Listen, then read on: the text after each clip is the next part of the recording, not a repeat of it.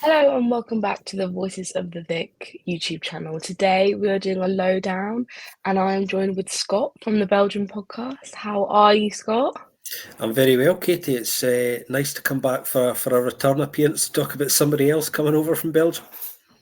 Yeah, so Scott was actually on our podcast last year when we did Scott Down on Georgie, and I honestly have to say he has turned out to be an incredible player. He is insane, genuinely. We love him. We think he's great, and we were so happy that we made it permanent in January because he is great. And you gave some fabulous insight into him last year. But this year, we're here to speak about. Is it? How would you say his? It's Pierre Dwomoh. Yeah. Okay. Yeah, So Pierre Dwomoh. Perfect. yeah. So he's quite young, he's 20. Is there anything that you could give us as like a background into him and who he is? Yeah, well, Pierre's quite an interesting player. He's been considered quite a big talent by a lot of the people who've kind of come across him from quite a young age. He's a product of Genks Academy. Genks Academy is one of the best in Belgium. There's a lot of good academies in Belgium. Genks, certainly one of the top three in the country. And if you go back to 2021, when he left Genk, he was still part of their youth development setup, effectively their sort of under-18 squad at that time. He was thought of quite highly there, as a lot of players coming through their academy are. They were keen to extend his contract, effectively give him his first adult one, post 18, and keep him at the club for a little bit longer.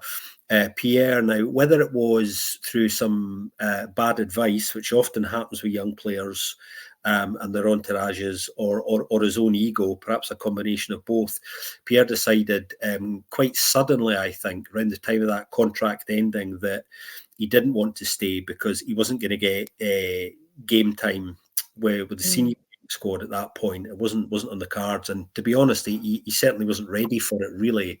But I think he felt he was, and was looking to leave to go somewhere where he would be able to play regularly with a senior side. So they couldn't agree a deal. It was all off the cards quite early, I think. He eventually goes to Antwerp at that time. Antwerp, of course, another top flight club in Belgium. Antwerp are on the up at the point. They eventually go on to win the league and cup double. While Pierre is there, he's not part of it because he's not able really to break into the senior squad. So although he's gone to a club domestically who are doing well at the time, it doesn't really work out for him. He's not able to break into that squad. For similar reasons, actually, that he wasn't able to break into the Genk one. They have a very settled squad at that time who start to win big quickly, which makes it difficult for him to get an opportunity. So because he's on a long-term contract at Antwerp, he goes out on loan. So in 2022, after that first year at Antwerp, where he only makes 14 appearances and not all of them are starts, he goes out to play and he goes to Braga in Portugal. And as it turns out, it's Braga's development squad he joins. It's not even the senior side. So he goes to Braga B. The youth kind of development in Portugal, again, is quite good. So Braga B is actually an okay level. But in truth, that was never a great move for him. He should be playing at a decent level and not that level, Yeah. He didn't stay there very long. That was just a bad call, I think, on probably his agent's part more than anything else, to generate more interest in him. So he only spends half of 22, 23 there, comes back to Antwerp, obviously, who's still his parent club, in January, and they go, okay, we'll look at sending you out somewhere else for the second half of that season. And he goes to Ostend, another top flight club in Belgium at that time. Ostend are struggling at this point. Towards the second half of that season, end up in a relegation battle, and as it turns out, they go down to the division below, to the Belgian equivalent of the Championship, which is called the Challenger Pro League. Yeah, he only makes 8 appearances for Ostend. They were in kind of, real free fall when he went there. Really not a good environment. Certainly for a young player to come into that sort of chaos, it's not stable. There's nothing in that recipe that's good for a young player to, kick on in any way at all. I think he saw it as an opportunity just to get himself in the window of other clubs who were maybe in a better place. So it made sense, but it was a risk that really didn't work out. And as I say, Ostend went down in the end and subsequently ended up going bankrupt, actually. So it got much worse for them. Yeah. He leaves, actually, as kind of part of that chaos, comes back to Antwerp. And obviously he's still on he's still got a few years in his contract because it was a big contract that Antwerp signed him on. By this point, I think Antwerp are actually convinced, you're probably not going to break through here, so we need to send you out again as a way of generating more interest for him. And he ends up going on a season-long loan to Molenbeek, another top-flight Belgian club at this time. Molenbeek are owned by John Textor. John Textor's got a multi-club network of his own. He is the second biggest shareholder in Crystal Palace. He's trying to buy all of Crystal Palace at the moment. I don't think that's going to happen. I don't think Steve Parish will sell his own stake there at all. He's also got exclusivity rights for a number of weeks at the moment on Everton. So John is hedging his bets at the moment. He's because of course he can't own Everton and Crystal Palace. So he's obviously kind of trying to put all his eggs in basket in one of those clubs. But he owns a number of other clubs, including Botafogo. He owns Molenbeek in Belgium as well, and he's looking to add another club to his network. So Pierre comes to Molenbeek. Molenbeek are a club who aren't run terribly well. There's a lot of people in footballing operations across John Textor's network who are not great. Their track records kind of prove that. The good thing for Pierre is he does play a good amount during last season. Molenbeek, he plays 33 times across the season, so most weeks he's getting game time. He gets a good number of starts there, which is what he needed because he had no stability at all. Unfortunately, Molenbeek find themselves struggling for the majority of last season and eventually go down as well. And I think that affected obviously his form. Nobody plays well in those sorts of environments, no matter who they are, really. He comes back to Antwerp. Molenbeek were actually interested in bringing him back on a permanent deal, but I think he felt because they dropped down to the Challenger Pro League, I think he felt this is not really an environment I want to be in. So yeah, he's been looking around for the move, and I think the biggest factor probably in him coming to Watford more than anything else is probably the Moggy Bayat factor. Moggy represents a lot of people directly and indirectly, and has connections with a lot of other agents and intermediaries. So a little bit of quick digging on this, brings up Moggy's name, and that's probably the common connection here. And how a lot of players who either are Belgian or have come through Belgium, end up at a certain club. Obviously, he's got big connections inside Watford as well. So that's probably the main link here more than anything else. There's probably been a conversation somewhere in the chain.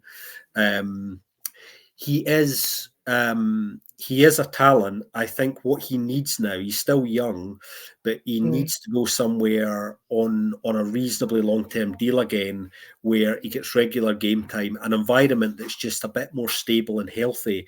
He's made a number of not great choices over the last kind of 2 to 3 years. I think this move is very important for him because he needs to play.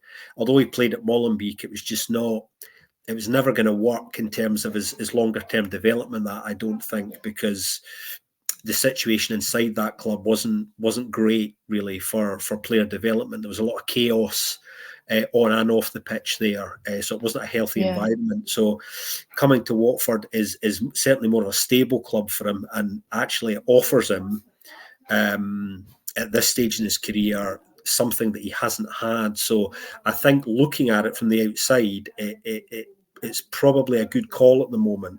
There's been a bit of interest in the match. There's a number of Belgian clubs who were keen at maybe bringing him in, but I think because he's obviously spent a reasonable amount of time in Belgium, he feels he wants to go and do something different, and because he's an ambitious young player, he always has been.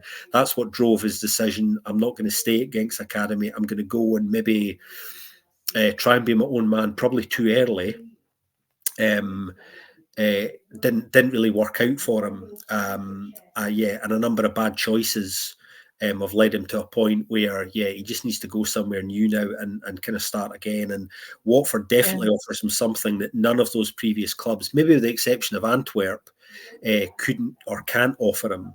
Antwerp were just different in that he went there at a point where they had a side that started to win very early when he arrived, and when that happens, if you're not on that in that 11 or that 12 or 13 group at that stage, then it doesn't matter who you are, you're not getting in. They don't change it, and of course they didn't have a lot of injuries.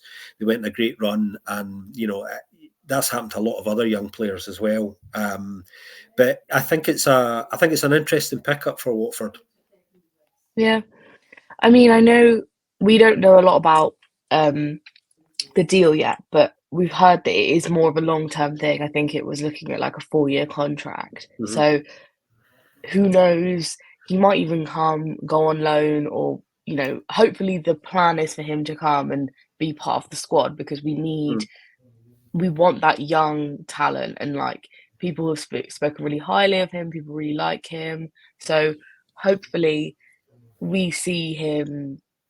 Some people come to the Championship especially and do really well because they just suit that type of playing, but we'll have to see how he does. Can you tell us about what type of midfield, like, is he? Is he more attacking? Is he more defensive? What kind of style does he use?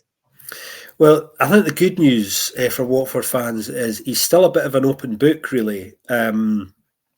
I think, if you look at his general profile, I would say he's more of a holding midfielder, really. He's quite good physically. He's quite tall and imposing. He's got kind of quite a sort of gangly build, actually. But because he spent a fair bit of time in Belgium, physically, I would say he's an above average player on a technical level because of the way the game is in Belgium. There's a lot of physical dueling. There's a lot of transitions and high turnovers in the game in Belgium, and you have to be able to handle that no matter whether you're an offensive player in any position or more of a defensive one. That's just a kind of core part of your game you need to be pretty strong at in Belgium. I think he does have he has an instinct in him that he could develop the more offensive side of his game, line breaking passes and getting into pockets where he's able to be a bit more creative and create more. He hasn't done a lot of that in Belgium, but there has been moments in games where, for a player who I think naturally is more of a holding player, has broken lines and looked to become more of an offensive player. My feeling about it, having seen a fair bit of him at a number of clubs in Belgium, is that under the right coach, with a bit of time, I think he can develop that side of his game. I think he's never had that in his career so far. He's never had a coach who's been able to say, look, this is what I think you could be, and this is where your talents are, and this is how we're going to use you. He's gone to clubs where he's been able to play and do his own thing, but he's not. A lot of people think that, being a coach is largely about getting the team selection right and tactics and those things, and they're really important. But the biggest part of all coaching is making players better. Using the talents that they've got, and maybe talents they're not even aware that they've got, and bringing them out. And sometimes that means a player who thinks they're a defensive midfielder actually becomes, really quite a good number 9 or an attacking midfielder. So I think he's at a stage in his career where he could actually go either way, to be honest. He's comfortable as a holding player in the middle. He's reasonable at breaking up play because he's got a lot of good defensive actions and qualities to his game. But I've seen flashes in him that suggest that this is a player who would like to be able to maybe break up the play, but also then switch that and become more offensive once he's broken up, play in the middle. So Yeah. the truth is, it could go either way with him. I mean, they've probably had a closer look at him over a period of time and will have an idea of maybe what they would like him to be and how they would use him. I don't know too much about the makeup of your midfield squad at the moment. Particularly in terms of defensive midfielders, which is kind of what he's spent most of his career up till now doing. But there is room for him to become, I think, quite a different player to the one he's been up till now. The one thing, obviously, about English football is it's played even at championship level. The speed of the game there is something he will have to step up to. There's a slight difference between the speed of thought technically in England than in Belgium, and it's not to say that Belgium's slower, but it's a different thing tactically. So I think that might be one of the things that might help his development as well, because he's going to find out now, in a way, if you like, how good he really is, because the speed of everything's just that little bit quicker, the speed of thought and the decision making. That's going to be an interesting test for him, because he did okay with that in Belgium, because he does have talent, like I say. Can he work that on a different level, which is what he's going to have to do now. And I think he knows that. And I think that's probably one of the reasons why he's chosen to come outside Belgium for this move, and to kind of do something different. There's probably a sense in his part, I suspect, I've been there, done it. Don't want to repeat that. And I totally understand that, because he's not had a home in Belgium where things have worked for him yet. So it's probably the right call. Yeah, I mean, like you were saying about getting up to the speed of the championship, like even when Georgie first came, he wasn't perfect. Like he took some time to adapt, to get used to it. But give him a couple months and he was flying, and he was, he worked his way into that side. He didn't instantly get in there. Now he's like, undroppable. And I think it is just about adapting and seeing. And like you said, they will have looked at him, and we've got Tom Cleverley as our manager now, and he has said throughout the whole transfer window, I only want people that I want. Like, it's very much on his terms. He wants players that he can see as a potential. We're still umming and erring about actually if one of our midfielders is actually still supposed to leave in the transfer window. So I think this is not really a replacement. I think it's more depth, because we've got a solid midfield, but they're all old, and it's given like one injury, you need someone, but also having young talent is so important, especially at our club.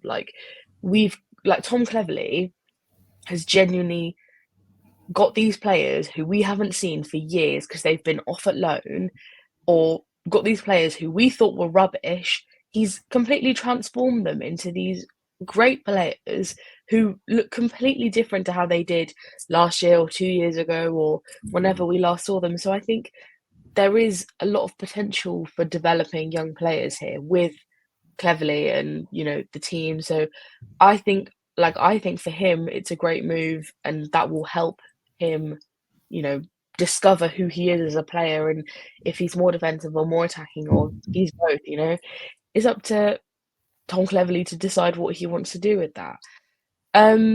Would you say, what kind of formation do you think that he would work best in?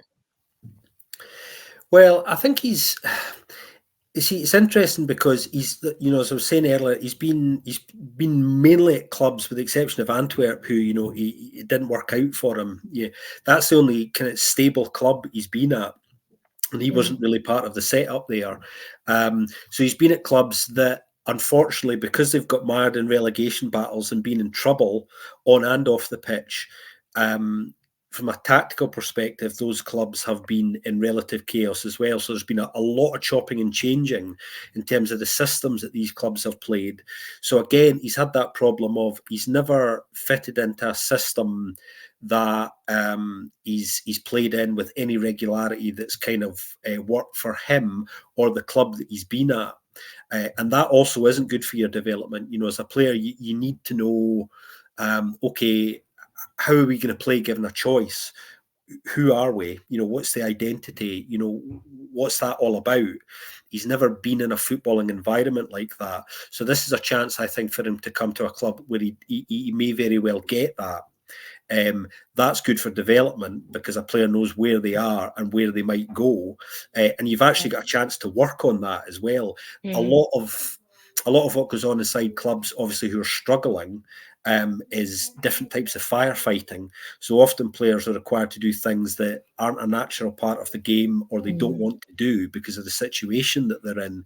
And sometimes that can bring the best out in players.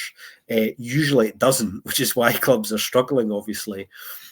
So this is the first chance he's going to get to come into a club where a coach can say, look, this is how I want to play. This is how I see you fitting into that. Let's see where we go with that, rather than, look, come in, express yourself, let's just see how we get on. I think he's had I would describe it as essentially a lack of coaching, really, in a way. He's just been a smaller part in a larger chaotic picture at a number of clubs. So to come somewhere where that's not the case is going to be new for Pierre. And very, very good for him. I think he is like I was saying, because he's not fully formed yet, there's a lot of room for, I think, Tom Cleverley probably to try new things with him. So as he gets to know him better, he will see elements to his game. I'm sure he'll already have seen it. They will have been looking at it for a number of weeks. So I think they will have already seen those flashes I'm talking about, to that to the offensive side of his game. And because of the speed of the game in England, as I was saying, they've probably thought, right, okay, that can develop. And if Tom longer term is wanting to make that squad a little bit younger in terms of the average age, that's good for the club longer term, because what that means is you get, talented young players who are going to get better, and in doing that, they will accrue value for the club. Now, whether they leave or not, obviously, is dependent on circumstances, but longer term, these things are, in financial terms, much better for clubs, no matter what level they're at. Because you've got this constant kind of talent pipeline coming, so that if somebody does leave for a good fee earlier than you would like, then there's somebody else there who's ready without too much time or development needed to fill that hole. So there's definitely a recurring trend in football everywhere now, at all levels, even in England, where there is more money, to prioritise having a squad that's a little bit younger, that gives you more options and movement, rather than, as been the case for a long time in England. You see it a lot, obviously, mainly in the Premier League, where because of the levels of money we're talking about, it's very easy for clubs to go out and buy ready-made talent rather than necessarily develop a lot of the genuine talent they've got in-house, which is why a lot of academy players with talent leave academies, good academies in England, and a lot of them are coming to Belgium now, funnily enough. It's something a lot of Belgian clubs are looking at. Standard Liège have picked up a number of good English players from academies, players who know they're not going to break into senior clubs, the likes of Everton and Crystal Palace and clubs like that, and come to Belgium and get some game time with senior clubs there before maybe moving on to a top 5 club again. So the football operations model is kind of shifting a lot, and there's really good value in Belgium. There's a lot of talent because the academies are very good. They know their place in the food chain. They develop young players very well. Young players get a chance in Belgium generally with top clubs. They play regularly, and if they do well, what tends to happen is they get their move to a top 5 league quicker than sometimes they probably should. But Belgian clubs get a good fee for that and then reinvest it back into the cycle again. So more and more people are doing their shopping in Belgium, and Pierre's another example of that, I think. Yeah, and I think the fee was like 1 million or something. Like it was, apparently the deal was too good to pass up for such a young talent. So, why wouldn't you? Would you say that because he's just played for a club that's just been relegated, do you think that the jump between where he was and playing in the Championship is going to suit him, or is it not going to suit him? Is it going to be too much? What do you think is going to be like for him? I think this is a huge test for him. And I think we'll tell everybody kind of what his career trajectory is probably going to be like.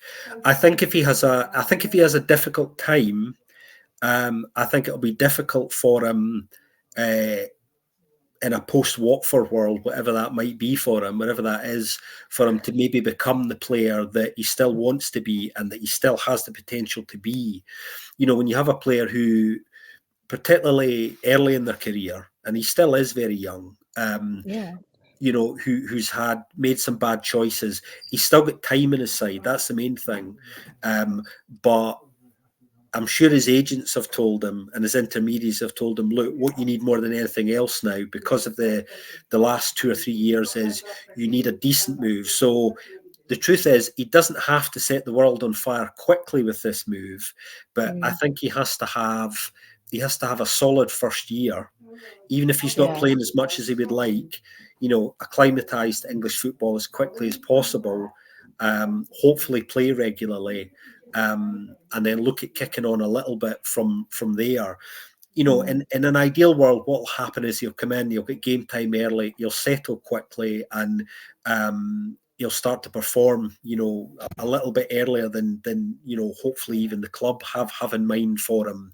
And if he does that, then that's probably an indication that he may well become the player that, you know, I think Genk thought he definitely had the potential to be, that Antwerp felt that, you know, he was going to be when he went there, and that he wants to be. And so this is not his last chance, but this is the chance where we're going to find out if he's going to become the player that I think he's promised to be for a long time, even this early. You see with other players, young players with talent in a similar situation, who it's not worked out at various clubs for whatever reason, and then they've really struggled to get going anywhere and have found themselves, you know, lurking around clubs that in truth they should never have been at, and it never really happens for them. So, you know, he's aiming big, and, you know, he's coming to a big league now.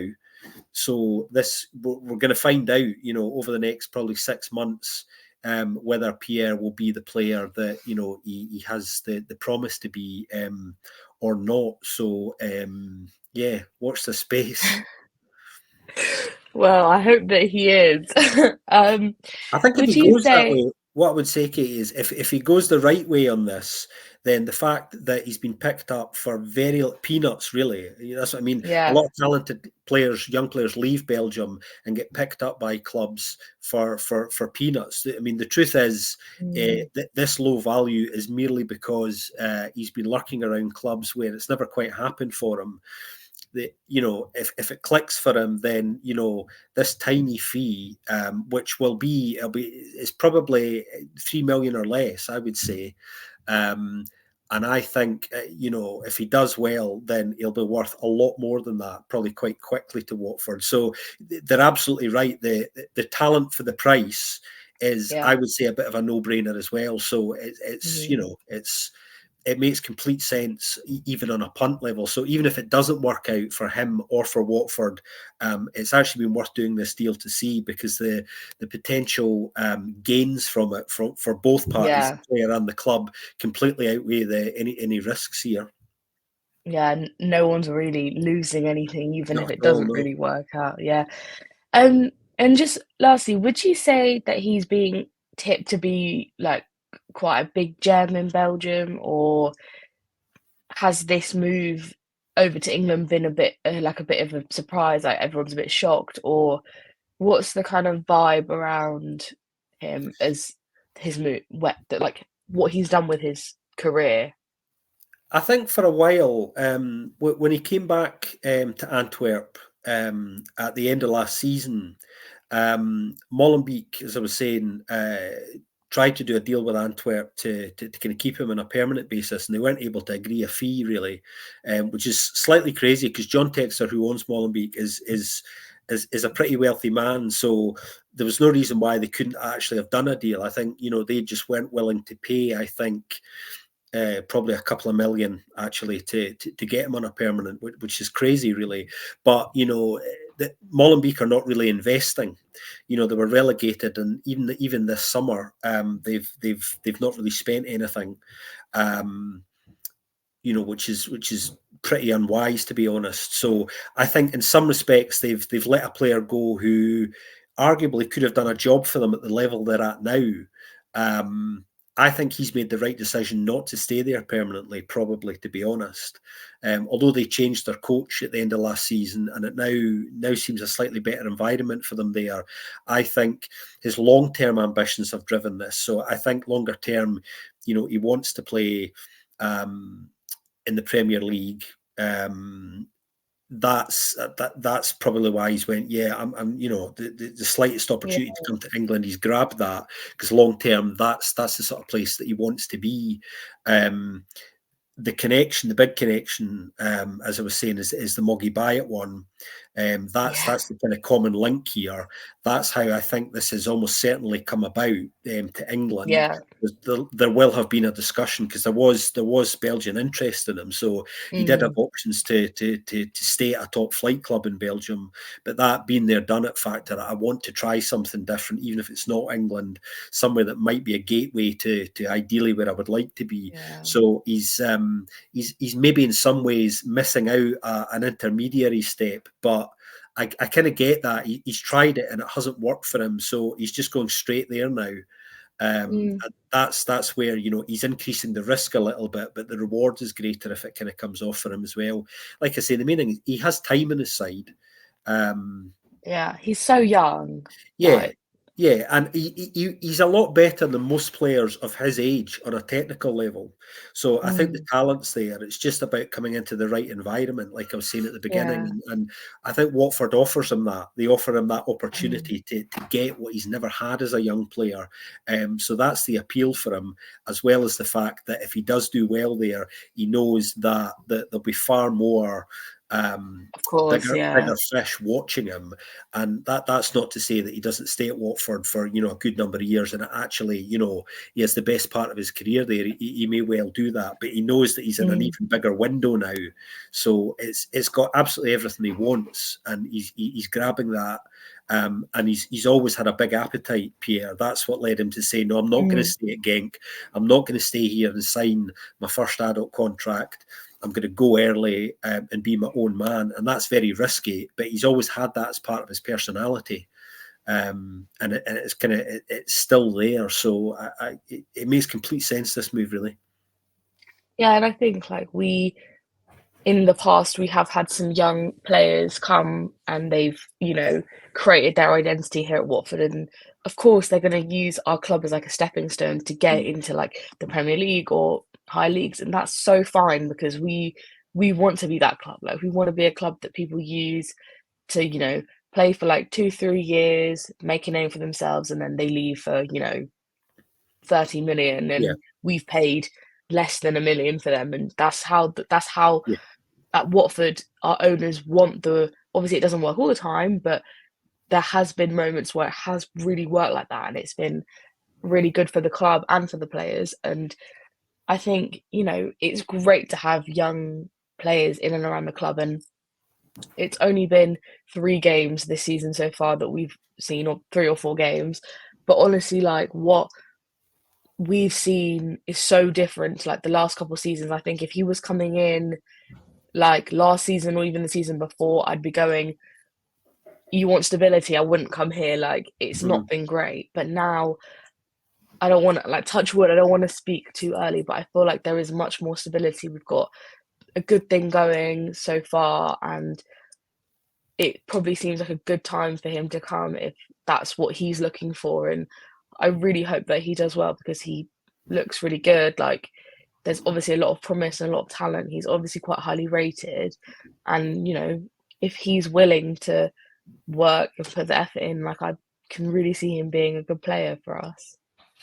Yeah, we will certainly be watching closely at the Belgian Football Podcast. We keep try to keep a close eye anyway on talents when they do leave. We don't always get to watch them very much after they leave Belgium, because, you know, we tend to see only Belgian football, you know, little snippets.